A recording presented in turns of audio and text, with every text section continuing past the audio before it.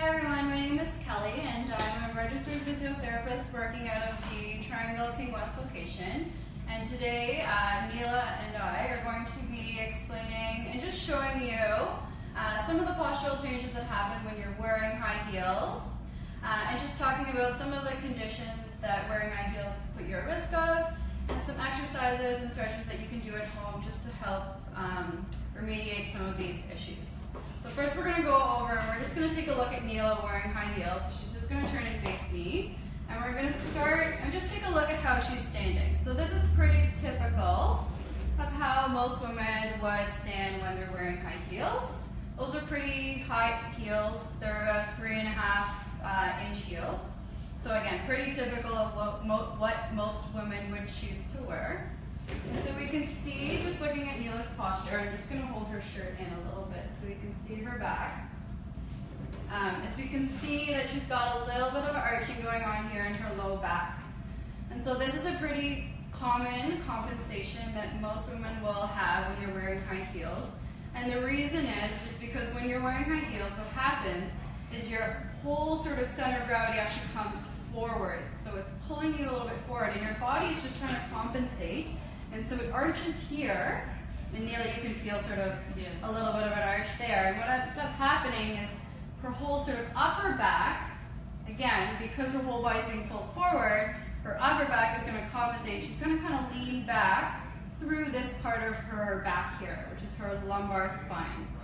So what ends up happening is when you're wearing high heels, you know, you're out and you're walking, you're standing for long periods of time, is these muscles can get overused and overworked because they're working so hard to keep your body upright. So even just standing here, Neela, how does this feel in your low back? Yeah, it's a little stressful.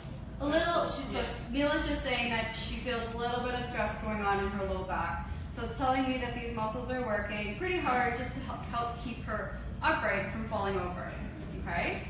The other thing that we can see is that a lot of her weight, obviously, if you're going to go up onto your tippy toes, is going through Neela's forefoot.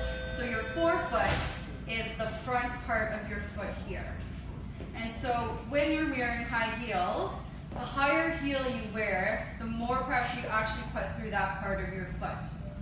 So as a result, this can put you at risk of developing things like metatarsalgia or Morin's neuroma, which are some foot conditions.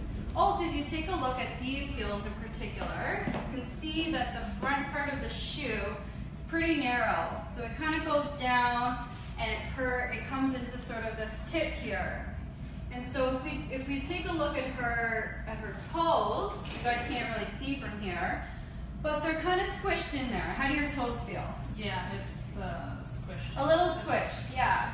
So again, this puts us at risk of certain things that can happen in our feet and affect our feet. So one of the most common things is a condition called hallux valgus, which just means that the big toe starts to just move in towards the rest of your toes. And you can also develop calluses and bunions, which don't feel so great and don't, again, as they progress, don't look so nice either. So again, wearing high heels can put a lot of pressure through your forefoot and put you at some risk of some of these conditions, painful conditions in the foot. Okay, so Neela, I'm going to get you turned back towards me. Let's take a look at what's happening at Neela's lower leg here. So you can see that she's kind of positioned her foot in this pointed ankle position. Okay, so what that does is it actually shortens this muscle here. So this is your calf muscle or your gastroc muscle. And when women wear high heels for prolonged periods of time, we actually get a shortening of this muscle here. And so that affects our knee because that muscle attaches all the way up into our knee. And it also affects what's going on at our ankle because that muscle starts all the way down at the ankle. For those women who are also athletic, shortened calf muscles or shortened gastroc muscles can also influence your athletic performance. So running, jumping, activities where you're having to be bouncy and move around a lot, shortened calf muscles can actually affect your performance in those activities as well. So if you're out and you want to run a 10K this year and your goal is to get a super fast time, we really want to make sure that you're paying attention to the length of your calf muscles and that you have good flexibility in that muscle as well. Okay, how do your ankles feel in this position? So Neela says, so Neela's starting to feel uncomfortable just standing here. We've been going for about 5 minutes now. So already in this position, Neela's sort of feeling some stress in her joints. So she's saying her ankles are a little bit sore, and I can even see in her knees that she likes to sort of hyperextend and lock her knees. So you can see that her knees are really, really straight. So she's not really using her muscles to stand up right now. In this position, our ankles are not really in a stable position. So when you are wearing heels and you're walking around, you are at a higher risk of spraining your ankle. And that is just because, again, the surface you're standing on, right? Those are stilettos, so not really, really good base there, right? It's not like I'm wearing a flat shoe. This is very stable. So you're already making your body work harder. Plus, when your ankle's in this position here, you're actually stretching some of those ligaments, which are really important for holding your ankle together and supporting your ankle. So you're at risk of sort of ankle sprains to the outside of your ankle as well, okay? Standing in this position also you can see that the stress that's being put on her knees right now, and so you can't develop knee pain as well just with wearing high heels a lot of the time, okay? Okay, so what we're gonna do, Neela, is we're gonna get you to change out of your high heels and you're gonna put some flat shoes on, and we'll take a look at how Neela's posture changes when she changes into those flat shoes. And we'll take a look at her low back, we'll take a look at what's going on in her knees and her feet. Okay. So this is Neela standing sort of in her normal sort of flat shoes here. We're just going to just hold her shirt in a little bit. So let's take a look at Neela's low back here. Yeah, that's good.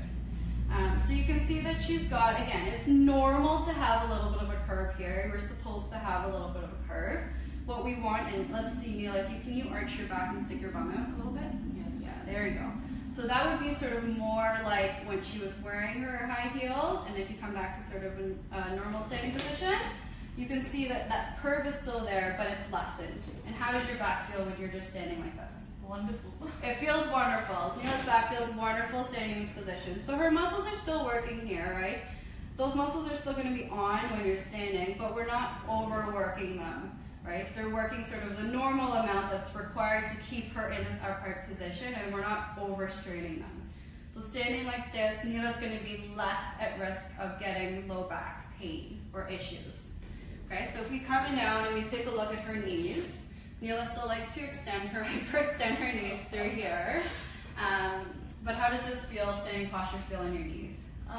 Quite relaxing compared to the heels. Yeah, so more relaxed compared to the heels. Her body's just more used to sort of standing on flat ground as opposed to, so when you're wearing heels, it's almost like you're standing on a hill. Right.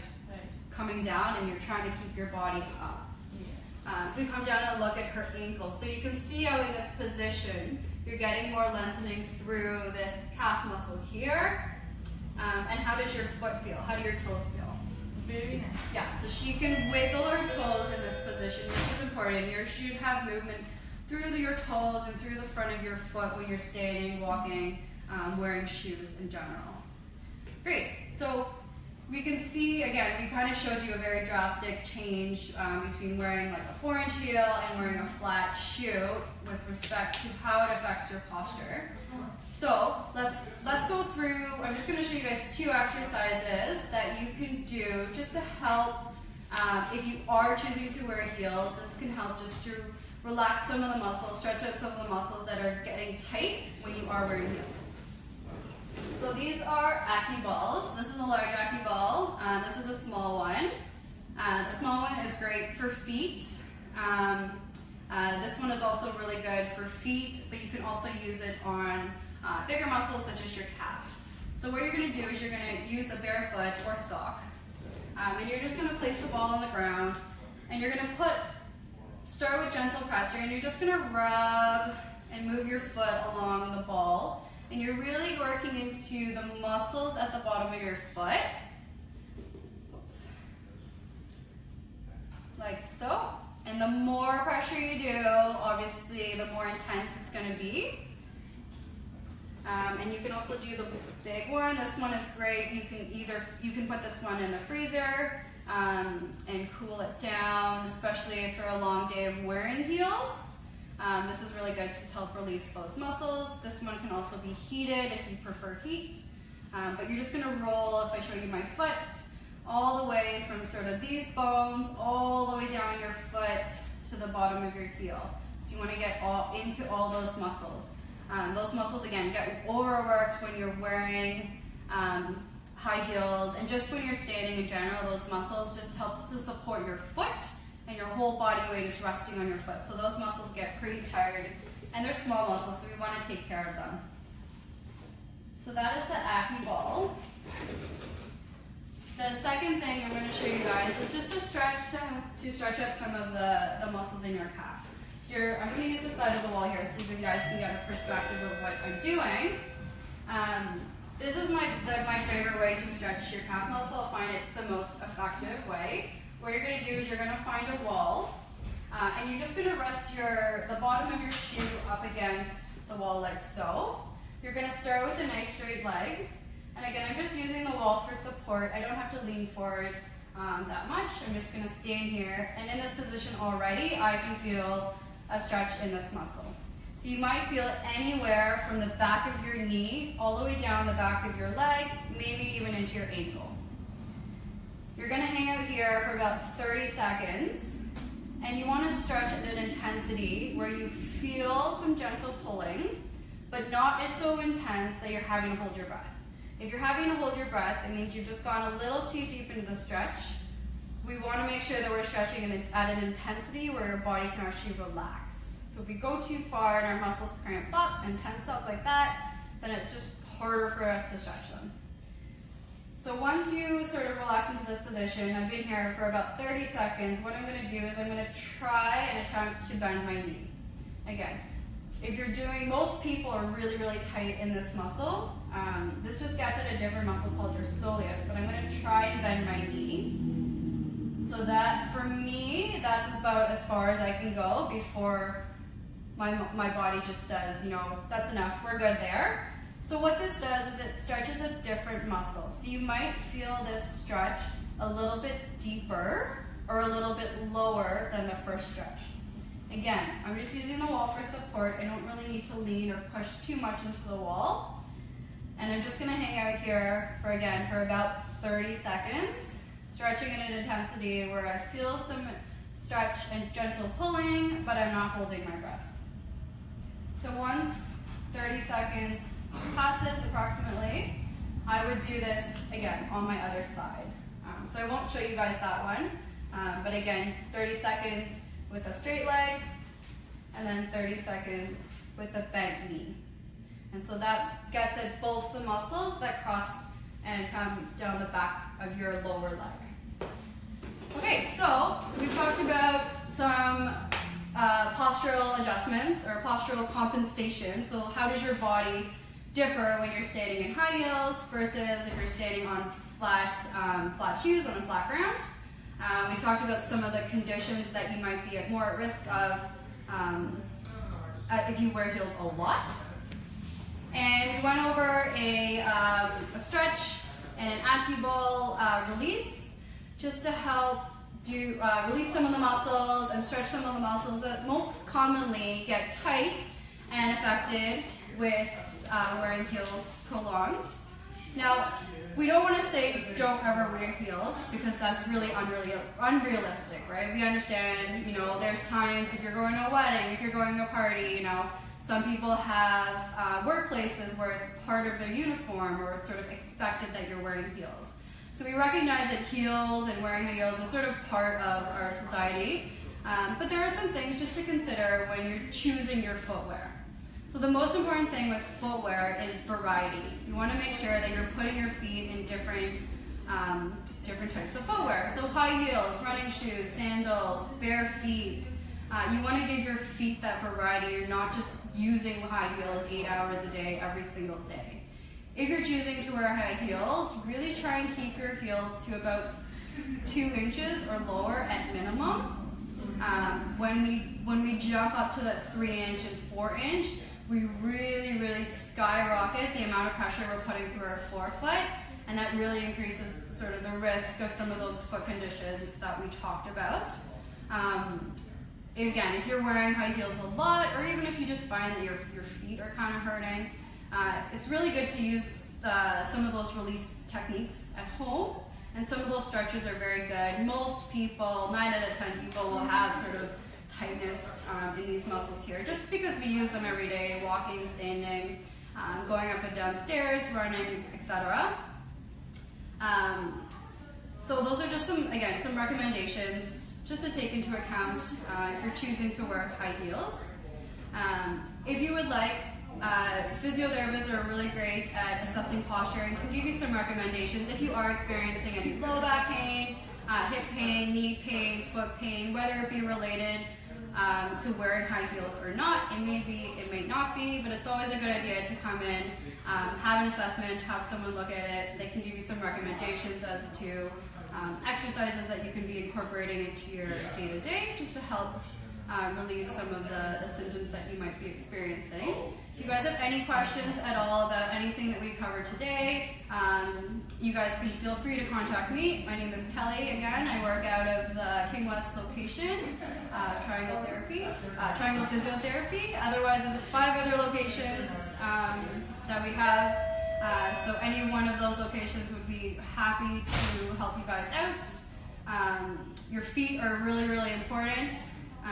We use them every day.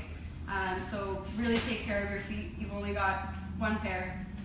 Thanks guys for joining in. It was a pleasure. Again, if you have any questions, feel free to contact me.